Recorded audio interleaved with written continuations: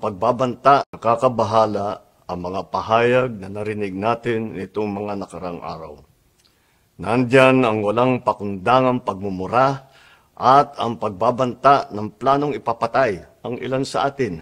Kung ganun na lang kadali ang pagplano sa pagpatay ng isang presidente, paano pa kaya ang mga pangkaraniwan na mamamayan?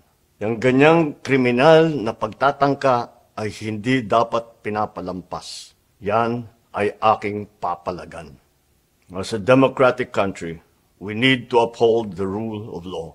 Ako, bilang pinuno ng Executive Department at lahat ng mga nanunungkulan sa pamahalaan ay may sinumpaang tungkulin na tutupdin at pangangalagaan ang konstitusyon at ang ating mga batas. Kaya hindi tama ang pagpigil sa mga halal ng bayan sa paghahanap ng katotohanan. Hindi na sanang hahantong sa ganitong drama kung sasagutin lamang ang mga lehitimong katanungan sa Senado at sa House of Representatives. Ang katotohanan ay hindi dapat itokhang. Tapos na sana ang usapang ito kung tutuparin lamang ang sinumpaang panata na bilang lingkod bayan ay magsabi ng totoo at hindi hahadlangan. Imbis na diretsahang sagot, nililihis pa sa kwentong chicheria.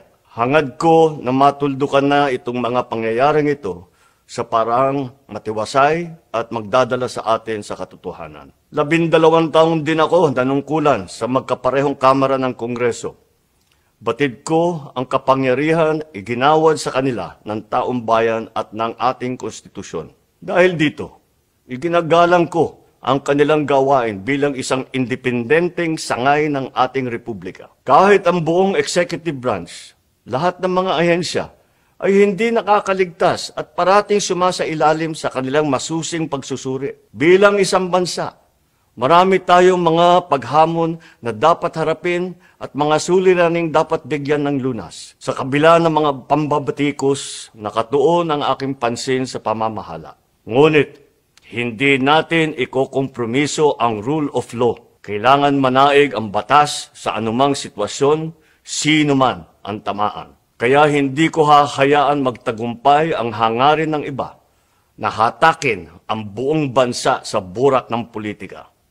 Igalang natin ang proseso. Tuparin natin ang batas. Alalahanin natin ang mandato na pinagkatiwala sa atin ng milyon-milyon na Pilipino. Magtrabaho po tayo sa ikauunlad ng Republika ng Pilipinas at para matamo ang bagong Pilipinas.